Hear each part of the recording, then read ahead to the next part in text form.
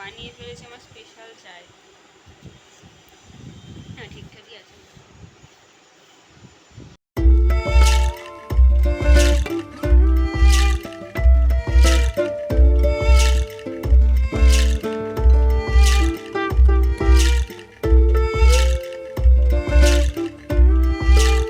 Hello everyone, welcome to my another video. আশা করি তোমরা সবাই খুব ভালো আছো, আমিও খুব ভালো আছি।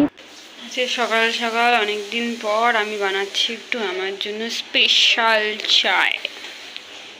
আমি বানিয়ে ফেলেছি আমার স্পেশাল চায়। হ্যাঁ, ঠিকঠাকই আছে। আচ্ছা, সকালবেলা বাড়ি থেকে বেরিয়েছিলাম, একটু কাজ ছিল। মেন ব্যাপারটা হচ্ছে প্রচণ্ড গরম। আর সবাইকে একটা কথাই বলছি, এই গরমে যারা যারা বেরোচ্ছ তারা প্লিজ বাড়িতে এসে কিন্তু একটু রেস্ট নিও, তারপরে অন্য কাজ করো।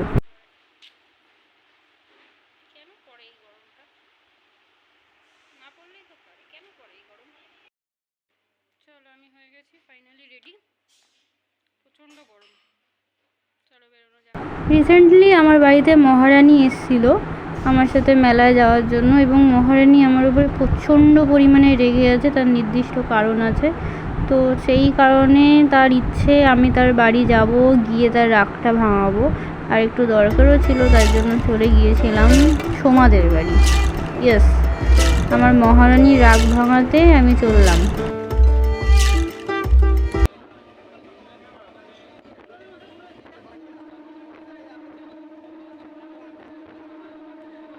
আমি যতবারই ওদের বাড়িতে যাই ও খালি একটা ভয়ই পায়। কেন ভয় পায় আমি জানি না, ওর এটাই ভয় পায় যে ওর বাড়ি যে স্টেশনে, সেই স্টেশন থেকে আমি যেন অন্য স্টেশনে না চলে যাই, সেই স্টেশনেই যাতে প্রপারলি নামতে পারি। এটা হচ্ছে ওর মেন ভয়। এই যে চলে এসেছি, দেখো চেহারাটা দেখো। তো আমি এসে কিছুক্ষণ রেস্ট নিলাম, তারপরে বসে পড়েছিলাম খেতে। আমি যে এসেছি তাও তার রাগ কমেনি, কারণ আমি দেরি করে ঢুকেছি, 2টোর পরে খেতে বসে পড়েছি। তো খাওয়া দাওয়া হয়ে গিয়ে এখন মহারানী রেডি হয়ে গেছে, তো আমি আর মহারানী যাবো ঘুরতে। হ্যাঁ, তোকে আয়না দিয়েই দেখবে মানুষে। এটা হচ্ছে ওদের বাড়ির মা কালীর মন্দির। ওই যে আমি আর ওগুলো মিলে ঘুরতে বেরিয়েলাম।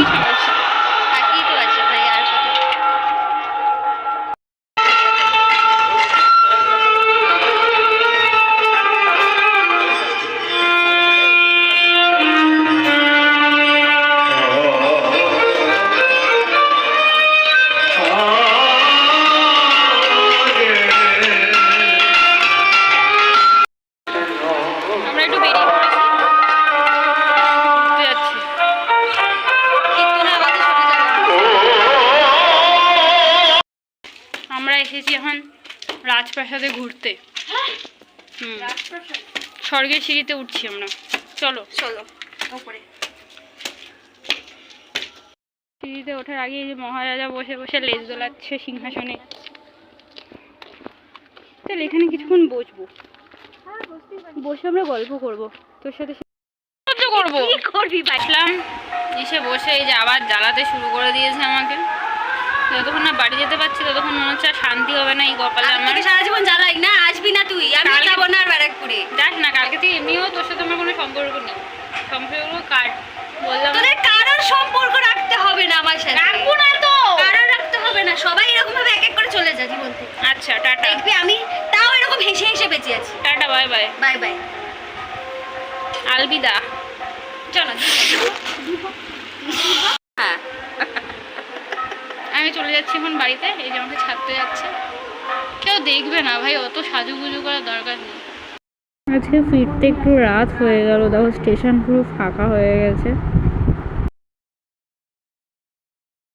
আজকের ভিডিওটা এখানেই শেষ করছি, দেখা হচ্ছে নেক্সট ভিডিওতে।